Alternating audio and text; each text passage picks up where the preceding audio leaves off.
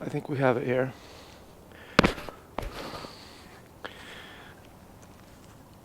Okay. I'm feeling self-conscious because there's people around. And talking to myself in a grocery store is one thing. But doing it in a public trail,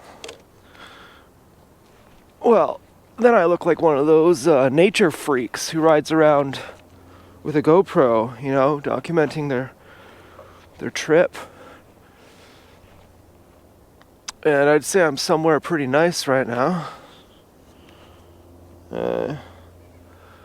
Got out of my new e-bike over here. Woo! I was driving one time. I don't know if you saw that couple walking towards me. The girl looks kind of like a gangstalker who, the first time I met her, I was in Toronto, which is about an hour away from where I live. And she says, with utter indifference, "Play us a song." And I was like, no. Like, do you know who I am, you fucking bitch? I was offended. I don't think I'd be offended by something like that. And this sounds really snooty. But have you ever thought and I know this sounds really snooty. And I don't like doing this kind of thing if it's as it sounds, but I don't think it is that. Have you ever thought that it's beneath your dignity to mouth off to gang stalkers? I don't like, saying fuck you, just because it's not a morality thing. It's just, I plainly don't feel good when I do that. And this girl, her name is Katie. She works at a suicide hotline. And she got needles in her clit, injections, because she had crazy amounts of pain. And she's like, I shouldn't be laughing. I mean, I tried to help her too. I told her about water fasting. I thought it might be psychosomatic. She got really upset. She's like, "What? You think I'm faking it?" Because she went to a whole bunch of doctors. She suddenly, like at age 25, had unbearable pain in her clit while she'd have sex. And she went to multiple doctors trying to figure it out. She couldn't have sex anymore, apparently. I mean, she had sex on the couch in front of me and my girlfriend, who was probably also a gang stalker, but I mean, she timed it. She's sitting on the couch with her boyfriend, who's probably also a gang stalker. Her boyfriend was our roommate. And my ex-girlfriend, my girlfriend at the time, my farce of a girlfriend, a woman fakes an orgasm, but a man fakes an entire relationship. But in my case, she was both the man and the woman, I'd guess. Although we did webcamming and she always insisted, "I never faked it. I've never faked it. I keep my fans loyal." Anyways, so this girl, Katie, she's the boyfriend of our roommate. And our roommate says to me at one point after they break up, "I feel like I was her experiment. Like, I'm just some idiot. I'm from Newfoundland. And she has a master's degree and she's like older than me. And, I feel like she's like, I felt, he said that at one point. That wasn't, I don't know if that's what he meant by experiment. But then another time he said, "I feel like I was her experiment." And it reminded me that she sent me a naked picture of him sleeping once, unsolicited. I was like, what? And so we walk in the house and she's sitting on his lap wearing a skirt on the couch. And I'm just like, whatever, And then we go in the kitchen, we put our groceries away and they're still sitting there. She's like hugging him, the couch is right by the front door. Like we were like really close to them. And she said, and I say to them, "Were you guys having sex?" And, I barely notice it, but I notice it. And she says, "Yeah." And they timed it. Who knows? But I think they timed it. Like, this is in the public living room. Like, we share a house. And then I moved from Toronto to Kitchener, which is like an hour away. And so does she. And I see her gang stalking me once in Kitchener. I see her out in public, but the way I see her is kind of suspicious. Like, she's walking perpendicular to me, so like she has no reason. She's walking across the street and I'm like down the other street on a 90-degree angle from her. So if she doesn't turn her head, she won't see me. But she suddenly, right as she comes around the corner, she turns her head and looks right at me. Like she's totally not surprised. And so she clearly could have sex, you know, I don't know what the deal was. She frequently got these injections, these like needle injections. It wasn't her, but that looks like her. You know, she's good looking. She's definitely, but she's not that good looking. You know, she's moderate good looking. She's not slim thick. She's just slim. Hello. And what was the thing I was thinking of here? Well, my butt kind of hurts. Okay, it's down to 80% after fucking 7 kilometers, but I am going up a hill, so maybe that's forgivable. Well, basically she moves to Kitchener, and that's about it. That's the story. And she works at a suicide hotline, which those people are fucked up. First of all, the people who talk about suicide never do it. Second of all, I can guarantee the reason why she's a suicide hotline worker is so she can masturbate to the pain. Oh, you're feeling pretty bad, huh? Well, it's the highest degree of psychopathy profession. You'd think it'd be police or something. It's like doctors and nurses, obviously. And the same logic stands to reason with suicide workers. I was really high once too. I soul gazed her. She started crying. I held her hands. She was kind of a seeker, you know. She was very disrespectful in a way. She told me I was the wisest person she had ever met. But she was also kind of teasing me sexually. Like she sent me a picture of her sticking her tongue out with her mouth wide open. In her defense, she offered to pay for me to take the bus to her house. Once I moved to Kitchener, she still lived in Toronto for a little while. And then she offered to, pay for my trip to her house, which presumably we would have had sex at that point. So maybe she's not so bad after all. But I was high on weed. I used to soul gaze people. Soul gazing them is where you get really high on weed, like crazy high, and until you start having visual hallucinations. And then you look into someone's eye. I've heard from someone who might be a gang stalker, someone who may have been the person who put me on the list actually. And I don't know, I've thought I've been targeted all my life. I've also thought, well, I did hear beeping around age 25. That's the first time I noticed cars beeping. And I told him about that. I said, I've been doing this thing where I look into people's eye while I'm high and I hallucinate, and they hallucinate with me, even though they're not high. And it's like, it surprised me. I was like, oh my God, the most I had hallucinated while on weed before was things would look kind of blocky and kind of black and white, kind of distort my vision. And one very, very bizarre thing about Katie's boyfriend, who is from Newfoundland, who I really like. I don't mean to say, oh, he's just some dummy from Newfoundland. I'm saying that's what he said. And well, he didn't actually say that, and he didn't say, oh, I'm just from Newfoundland. But I mean, he kind of said that in an indirect way. Like, well, she has a master's degree, why would she want to be with me? Like, she's so, that's kind of the same type of stereotyping.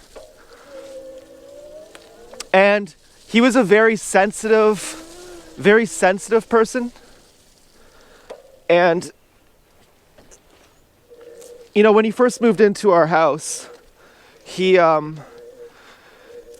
farted near the dishwasher while it was open, and then he blew the fart air into the dishwasher. You know, he's one of those kind of people. He has a fat wife. His wife asked him to marry him. You know, he's one of those kind of guys. Very sensitive, you know, very peculiar.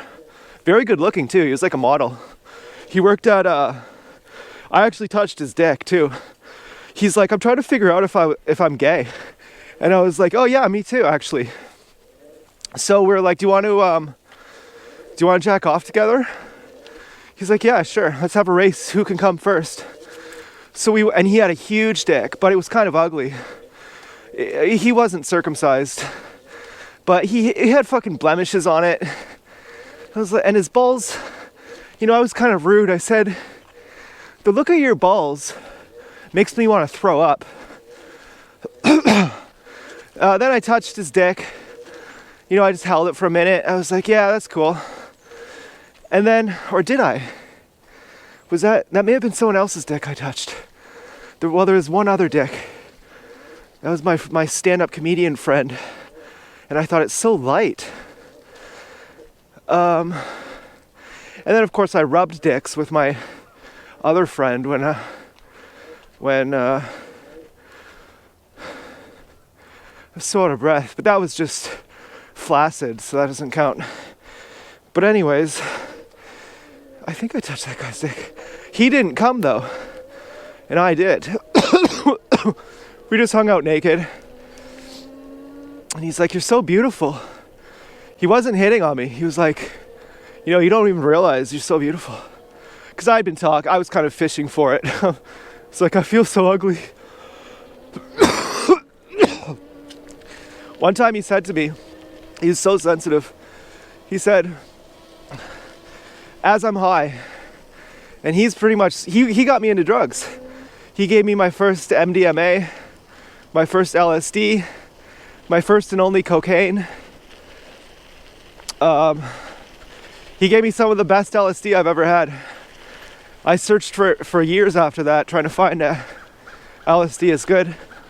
And I can't really get LSD anymore. I don't know.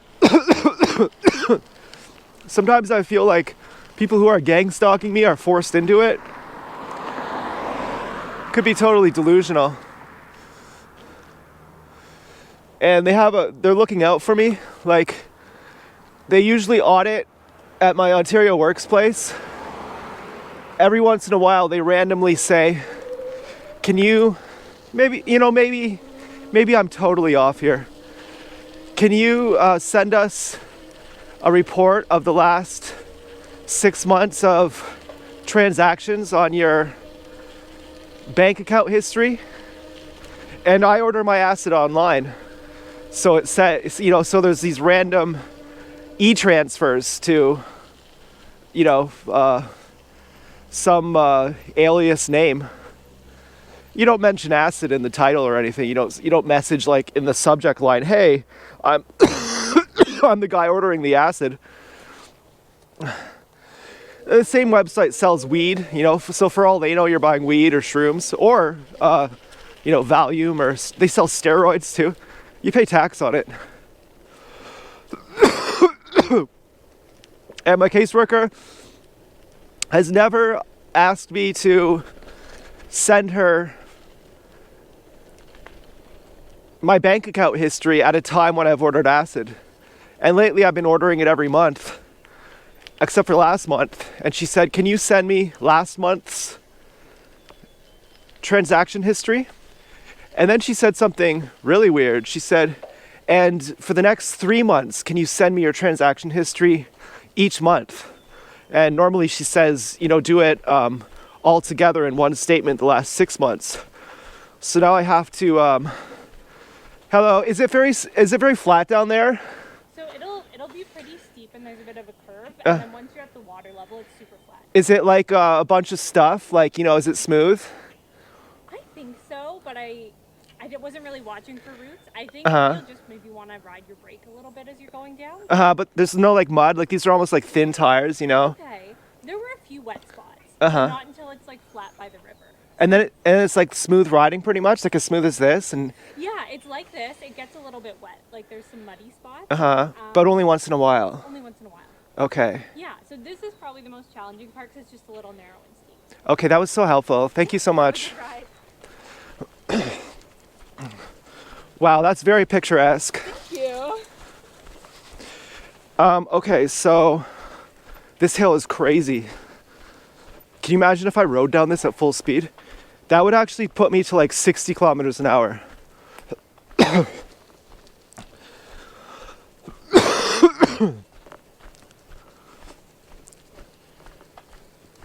What was I talking about again? Oh yeah, so now I have to send her. Basically, I might still order acid because I haven't done it in like a month and I miss it. And I tried doing marijuana edibles recently after not eating marijuana or smoking it for about a year and a half maybe. And I got so scared. I was like fucking paranoid. You know, and I thought I wasn't paranoid. I thought, no, I'm just real. Now I see things the way they really are. Before I was delusional to not be paranoid or to not be, you know, I'm not scared. I thought when I was high, I'm not paranoid because paranoia is irrational. I'm scared because the situation I'm in is actually scary. And the rest of the time when I'm sober, I'm just better at rationalizing and repressing the fact that everything is wrong. But then once I was sober, I was like, actually, no, I think I was worrying. I think I was like really, you know, I was worrying about having my account audited and getting arrested for ordering acid. I was thinking, why is she asking me for last month's bank transactions? Because also what I sent last month's bank transactions, for some reason, to get the document in the format that she needed it, which was basically my name had to be on the top of the page. Then it says, as of today, and it gives today's date, here are your most recent transactions. And then it gives last month's transactions, which did include the acid. And so I was like, oh man, it's just a big conspiracy. They're trying to get me. And I was fucking freaking out. And that was all weekend. I was high for 3 days in a row. And I was freaking out all weekend. Fucking scared the shit out of me. And on acid, that doesn't happen. And then I was like, never again. You know, I'm not, you know, even though I'm happy, even though I'm like really happy, like over the top happy, only sometimes, only for the first half of the trip, then it turns bad, then I'm fucking scared. I'm not doing weed again. Really catastrophizing. And then when I was sober, I thought the same thing. Maybe it is a big setup. But who cares? What the fuck am I gonna do? Yeah, all the worst things could happen. So what? Fuck you. So what? Kill me. You fuck. You know, I was in a different mindset. And now maybe that's just calloused. Maybe that's numb. Maybe I was more sensitive on weed.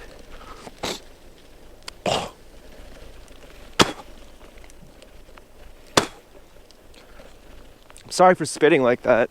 I mean, well, not really. Those were good spits. Hey, those were good spits. The other thing is, my mom got cruffins again. A cruffin is like a croissant with like creme brulee custard in it. It's not vegan, but it's actually cheaper to buy more of them. For some, you know, we have dinner guests coming over who I'm not so happy about that because one of them, when she was like 5 years old, she broke my Game Gear video game and she never replaced it. So I'm not sure if I'm gonna go join them for dinner, but they're coming over to our house and we have cruffins and there's extra. So, you know, I could probably have some non-vegan cruffin tonight.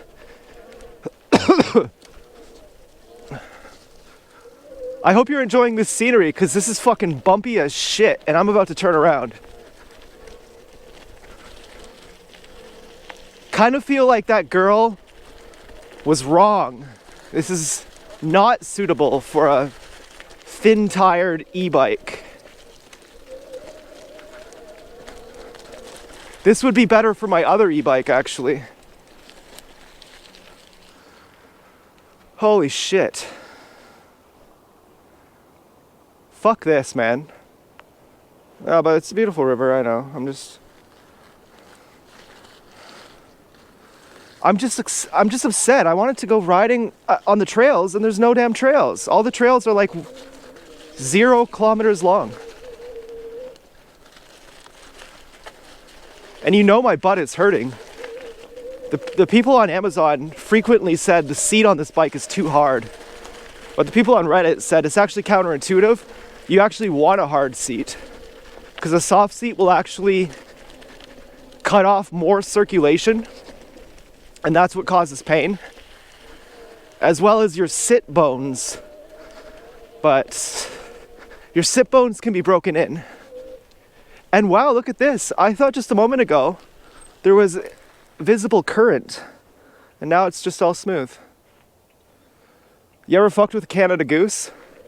It's kind of scary. You know, I had a friend, the one who we rubbed flaccid dicks together. I was like, fuck those geese. I'll fuck those geese up. I was just joking, you know, I wasn't actually going to do anything. And he's like, no, you wouldn't. If you went near those geese would fuck you up. And I was like, okay, watch. I'll go up to this whole flock of geese over here. And they did kind of scare me. And he's like, see, I told you.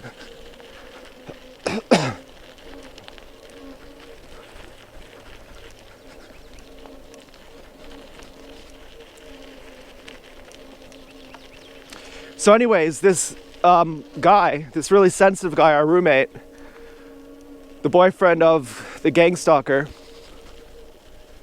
and he might be a gangstalker too, he says to me once, I don't know if I told you this part of the story already, he says to me once, and he's not even high, he says, would you feel like I understood you? Or something to this effect. He said, if I told you right now that everything is blocky and black and white. And he described exactly how I saw things when I was high, which I was at that moment.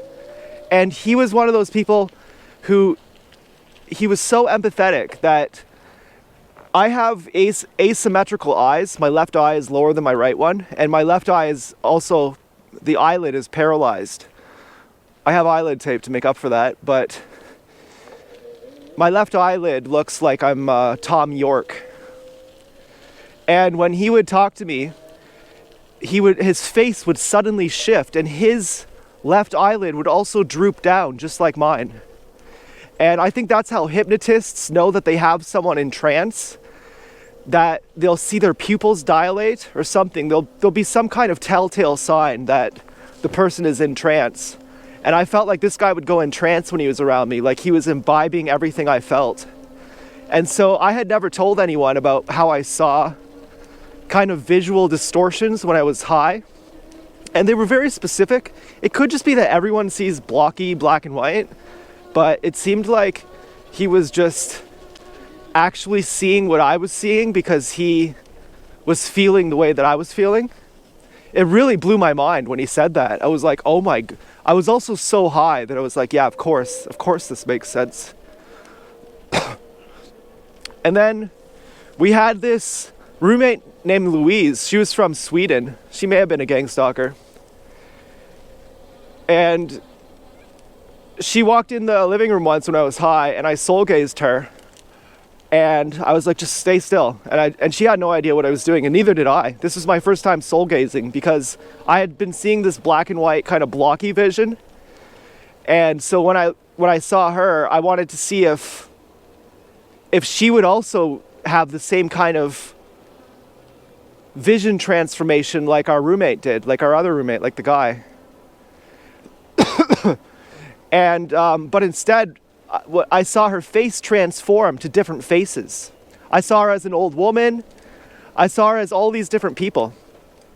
And then when it was over, it lasted like maybe 30 or 40 seconds. She was almost crying. And she wasn't an occult, spiritual type person. She wasn't a drug person. She was a very uptight, well, she wasn't uptight, but she was a farm girl. You know, she's not a drug girl. She's like that type of girl, a farm girl. And she was like almost crying, and she was saying, you know, I saw your face. Your face was transforming. You turned into a artist, and then you were a pirate, and then you were, or like some kind of like a ship captain, or, you know, you were all these different people. You kept morphing into different people. And I was like, yeah, you too. Oh my God. And I was just flabbergasted. And then I told this other guy who was kind of like really important to me. Someone I, someone I called dad. But we don't talk anymore. And he said, what you did was called soul gazing. And you look into someone's left eye to do that. And he said, don't do that. Because you're doing it as a power trip. You're doing it basically to make people go, oh my God, what the fuck? That was so crazy. Let me worship you. And rather than that, it's better just to not do that, because you're going to get addicted to the power of it. And that can hurt them and it can hurt you. And I was like, I didn't mean to do it as a power trip. I wasn't even bragging. I was like, what the fuck is this? This is crazy. Anyway, that third girl, Katie, we're sitting in the basement one time. I'm stoned as fuck. And she's kind of all over the place. She's asking stupid questions. Like, is your roommate scientific?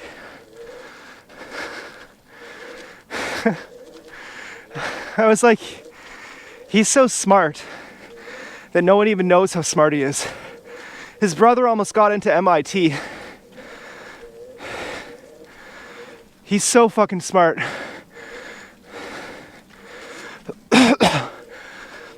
Like when our dryer broke, he just learned how to fix it. He learned how to build a website in like 3 days.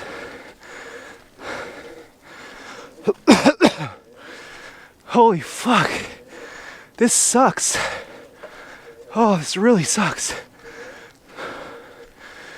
Whew. Oh my God.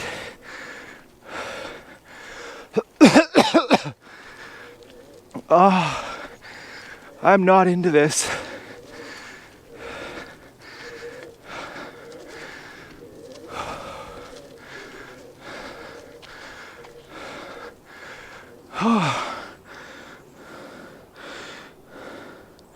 That was so fucking lame. Whew. And he was somewhat aggressive. Not like getting handsy with you or trying to fight you. But if he's explaining something to you, or if you say something wrong, he kind of makes sure to set you straight. And a lot of his wisdom, or a lot of his logic, is unpopular. Like, for example, viruses don't exist. I could tell you viruses don't exist. I could tell you that science defines virus as exosum of RNA and DNA. And in English, that means cellular waste. And that no cellular waste is alive. No cellular waste replicates. And if you think that something dead could replicate, that's absurd. If you don't believe it, I'm not going to spend any time trying to convince you. But this guy, he would just keep going until you have to walk away. And he'd say, you fucking idiot. You fucking idiot. Walk away, idiot. Like he would just, you know, and so one time she says to me, is he scientific? because he's probably just badgered her or something. He's probably like corrected her about something where they didn't agree. And she was just kind of flustered, you know. I could tell she, like, who cares?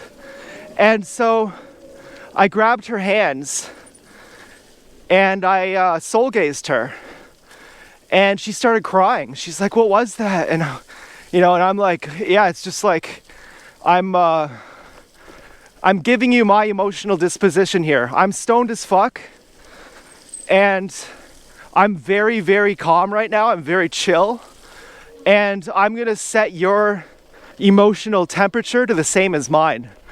Whatever dilation my eye pupils are, I'm gonna make sure that your pupils are dilated to that same amount. You're gonna feel like I feel right now." And it basically was a very precious moment. She really started crying. She was really crying. And she was very moved. And she told me, you know, "Love you." She didn't say "I love you." She just said "love you." She said that at another time. I'm the wisest person she's ever met. But she also, see, my other old e-bike would be able to make it up this hill. She also was a real tease. I also didn't really feel respected by her. Felt like she was gang-stalking me.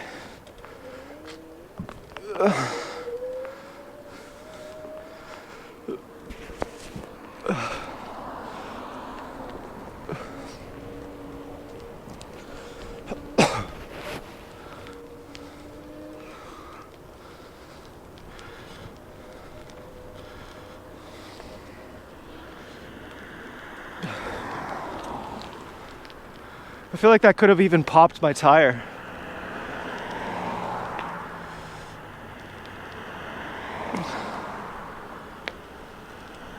Well, it looks like we have another community trail here.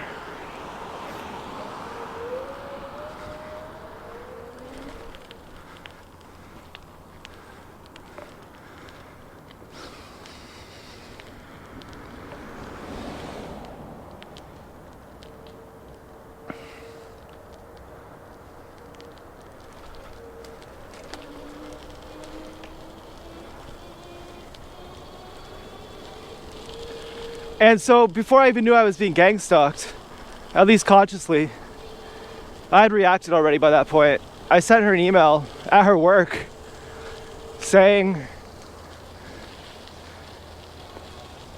"Do a water fast with Lauren Lockman to heal your issue. Don't ever talk to me again." And then I saw her once more after, when she was presumably gang stalking me.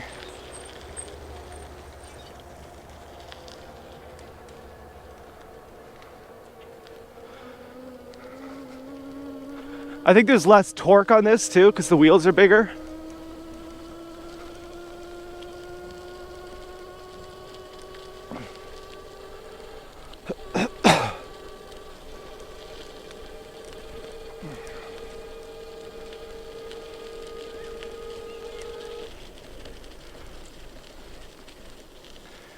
So I've gone 53 kilometers since I got the bike. I've gone 13 kilometers since today, and it's already on half battery, 26 kilometers. Well, they're sending me a new battery free of charge, plus I get to keep this one, so I should get the range as advertised at this point. After the new, just keep the second battery in the basket on the back, if I can even find anywhere to ride.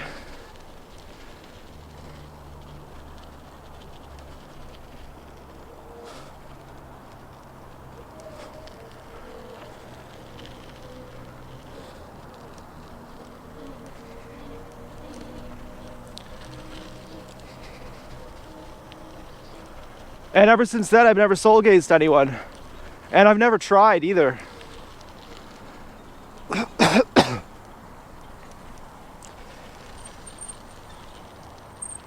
But, you know, I also stopped smoking weed. So in a way, I was a lot more sensitive on weed. I felt everything a lot more. Kind of like an amplifier. I do miss it. I smoked weed every day for like 10 years. I wish.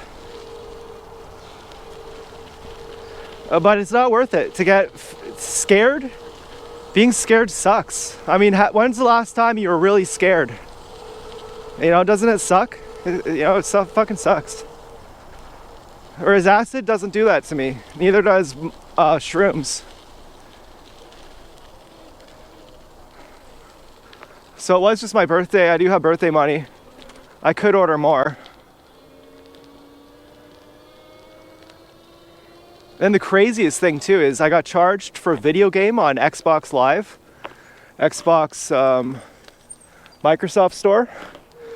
And I was like, I never meant to order that. I can't even remember ordering that.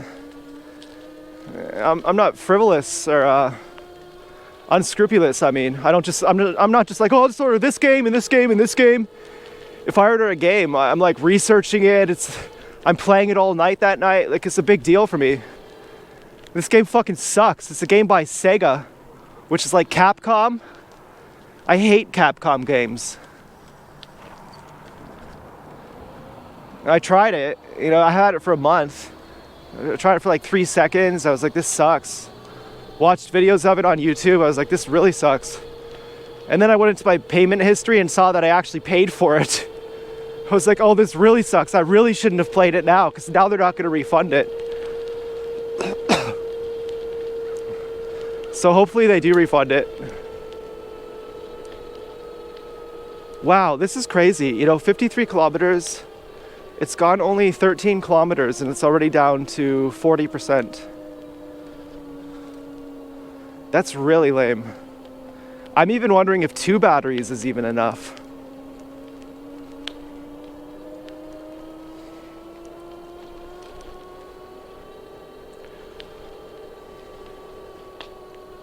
That is so lame.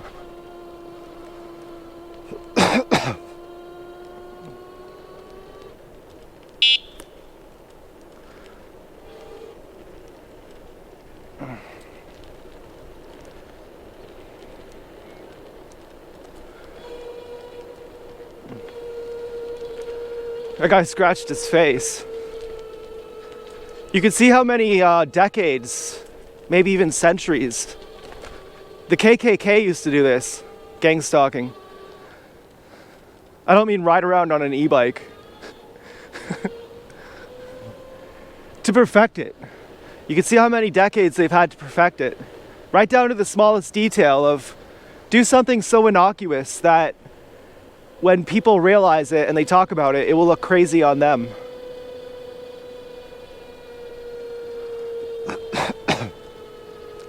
That technique has been crafted and perfected.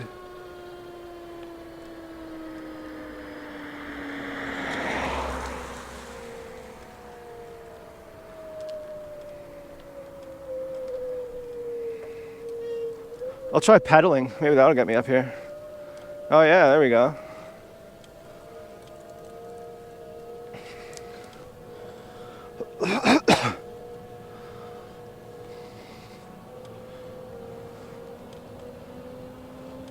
So far, I could get this fucking range on my old shitty e-bike.